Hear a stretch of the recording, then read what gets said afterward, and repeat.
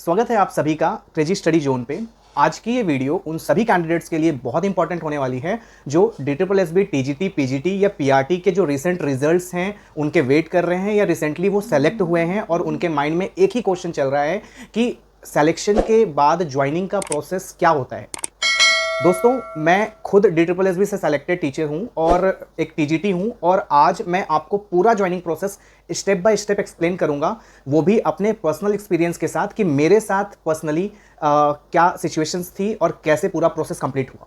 मैं आपको बताऊंगा कि रिटन एग्जाम के बाद क्या होता है, ई डोजियर कैसे फिल करना होता है, डीवी कैसे होता है, स्कूल अलॉटमेंट का प्रोसेस क्या है और फाइनली ज्वाइनिंग तक पहुँचने में कितना टाइम लगता है। तो वीडियो को एंड तक जरूर देखिएगा और क्योंकि बहुत सारी प्रैक्टिकल इंफॉर्मेशंस आपको यहाँ मिलने वाली हैं। सबसे पहले आप DSSB का रिटन एग्ज़ाम देते हैं। एग्ज़ाम होने के बाद कैंडिडेट्स रिजल्ट का वेट करते हैं, लेकिन जो पहले मेजर स्टेज आता है वो होता है ई डोजियर को फिल करना। बहुत सारे कैंडिडेट्स यहाँ पे कंफ्यूज हो जाते हैं कि उनका जो DSSB का जो ई डोजियर है वो रिजल्ट रिलीज़ करता है और आपका स्कोर कट ऑफ अगर क्रॉस कर लेता है तब आपको ई डोजियर तो फिल करना होता है, लेकिन उसमें क्या सेट ऑफ डॉक्यूमेंट्स होते हैं, एक क्या फिक्स टाइमिंग है, कितने समय में करना है। जनरली 15 दिन का टाइम मिलता है आपको ई डोजियर फिल करने के लिए। अब ई डोजियर में क्या करना होता है, जैसे यहाँ आपको अपने सारे इंपॉर्टेंट डॉक्यूमेंट्स अपलोड करने होते हैं। जैसे अगर हम बात करें तो आपका एजुकेशनल सर्टिफिकेट, सारे मार्कशीट्स हो गए, कैटेगरी सर्टिफिकेट्स हो गए अगर आप एप्लीकेबल हो तो, और आइडेंटिटी डॉक्यूमेंट्स हो गया। इसके साथ आपके फोटोग्राफ, सिग्नेचर, थंब इम्प्रेशंस, ये सारे डॉक्यूमेंट्स को आपको अपलोड करना होता है। और बीएड कैंडिडेट्स जो है, जो टीजीटी पीजीटी या पीआरटी के लिए, उसके लिए एक बहुत इंपॉर्टेंट डॉक्यूमेंट्स होता है, वो होता है एनसीटी अप्रूवल लेटर या एनसीटी अप्रूवल सर्टिफिकेट।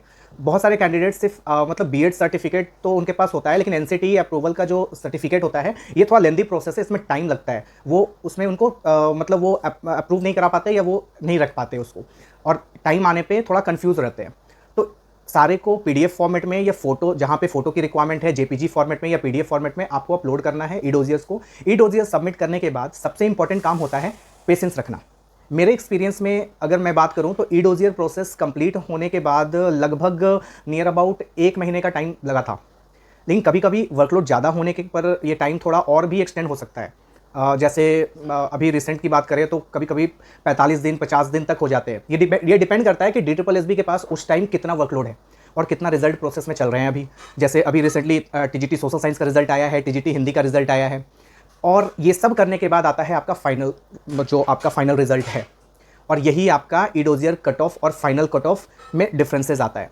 ई डोजियर कट ऑफ कम होती है और फाइनल मेरिट की जो कट ऑफ होती है वो इन जनरल वो हायर ही चली जाती है, हायर चली जाती है। अगेन इट डिपेंड्स कि उस समय कितने कैंडिडेट्स हैं और कितने फॉर्म फिलअप हुए हैं, कितने लोग सेलेक्टेड हैं एंड ऑल। तो जब आपका फाइनल मेरिट में नाम आ गया तो समझ लीजिए कि आप फाइनली सेलेक्ट हो गए हैं और अब आपका अगला स्टेप आता है डॉक्यूमेंट वेरिफिकेशन, यानी कि फिजिकल डीबी। अब तक जो डॉक्यूमेंट्स आपने ऑनलाइन अपलोड किए थे उन सभी ओरिजिनल डॉक्यूमेंट्स को एक जगह अच्छे से अरेंज करके रखना है, और डीवी के टाइम उनकी ज़रूरत पड़ती है। डिक्टो आपको सेम टू सेम वो सारे डॉक्यूमेंट्स अवेल करवाने होते हैं। जनरली डीवी DSSB के हेडक्वार्टर्स में होती है, लेकिन सिचुएशन के हिसाब से वेन्यू चेंज भी हो सकता है। मेरे बैच में अगर हम बात करें तो हमारा बहुत ज़्यादा कैंडिडेट्स थे और इसलिए हमारा डीवी जो हुआ था वो त्यागराज इंडोर स्टेडियम में कंडक्ट हुआ था।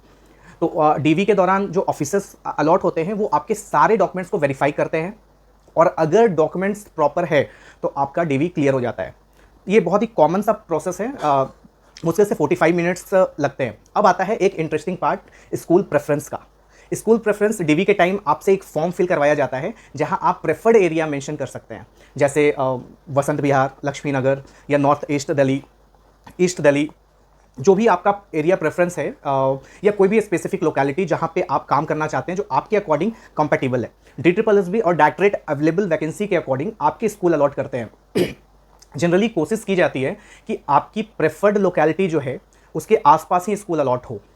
अगेन वही बात है कि वैकेंसीज पे डिपेंड करती है कि उस स्कूल में वैकेंसी है कि नहीं, लेकिन फाइनल अलॉटमेंट वैकेंसी अवेलेबिलिटी पर डिपेंड करता है। डीवी के बाद कुछ टाइम वेट करना पड़ता है और फिर स्कूल अलॉटमेंट लिस्ट रिलीज होती है, और जिसमें आपका पोस्टिंग स्कूल कहाँ पे है और उस लिस्ट में आपका स्कूल भी मेंशन होता है जहाँ पे आप पोस्टिंग मिला है, और वहीं से आपकी एक्चुअल ज्वाइनिंग की जर्नी स्टार्ट हो जाती है।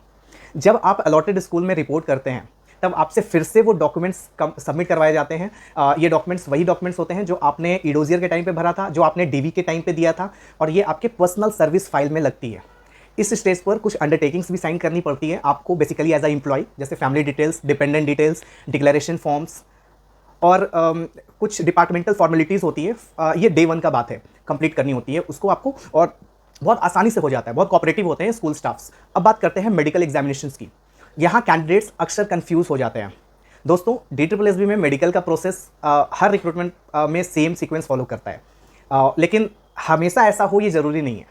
कुछ केसेस में ज्वाइनिंग से पहले मेडिकल होता है और कुछ केसेस में ज्वाइनिंग के बाद भी मेडिकल होता है। आप स्कूल ज्वाइन कर लेते हैं और उसके बाद आपका मेडिकल ऑर्डर आता है, जिसमें आपको निश्चित एक हॉस्पिटल में भेजा जाता है, अलॉट किया जाता है। मेरे केस में पहले ज्वाइनिंग हुई थी और उसके बाद मेडिकल एग्जामिनेशन हुआ था। मेरा medical examination Lal Bahadur Shastri hospital में हुआ था। रीज़न सिंपल था, रिक्रूटमेंट बहुत लार्ज स्केल पर हो रही थी और मेडिकल के बाद रिपोर्ट जनरेट होने में भी कुछ वीक्स का टाइम लग सकता है, और ये बहुत कॉमन है, बहुत जनरल है, और उसके बाद प्रोसेस कंप्लीट हो जाता है। अगर ओवरऑल टाइमलाइन की बात करूं तो मेरे केस में रिटन एग्जाम से लेकर के ज्वाइनिंग तक लगभग 1 साल का प्रोसेस रहा। इस जर्नी में पेशेंस सबसे इंपॉर्टेंट चीज़ होती है, और बहुत सारे कैंडिडेट्स रिजल्ट के बाद हर वीक टेंशन लेते हैं, लेकिन रियलिटी ये है कि गवर्नमेंट रिक्रूटमेंट प्रोसेस में टाइम लगता है। आपको बस डॉक्यूमेंट्स एक तरह से आपको रेडी रखने हैं और ऑफिशियल नोटिसेस रेगुलरली चेक करते रहना है। तो दोस्तों, ये था DSSB TGT PGT और PRT पोस्ट का complete joining process based on my personal experience. अगर आप किसी भी स्टेज पर फंसे हुए हैं, चाहे ईडोजियर हो, डीवी हो, NCT अप्रूवल हो, या स्कूल अलॉटमेंट हो, या मेडिकल प्रोसेस हो, तो कमेंट सेक्शन में अपना क्वेश्चन जरूर लिखिए। मैं जितना पॉसिबल हो सकेगा मैं पर्सनली रिप्लाई करने की कोशिश करूँगा। अगर वीडियो हेल्पफुल लगी हो तो वीडियो को लाइक करिए, चैनल को सब्सक्राइब करिए, और इस वीडियो को उन कैंडिडेट्स के साथ शेयर करना है जो आप मतलब अपनी ज्वाइनिंग का वेट कर रहे हैं। मिलते हैं नेक्स्ट वीडियो में, तब तक के लिए keep preparing and keep believing. जय हिंद।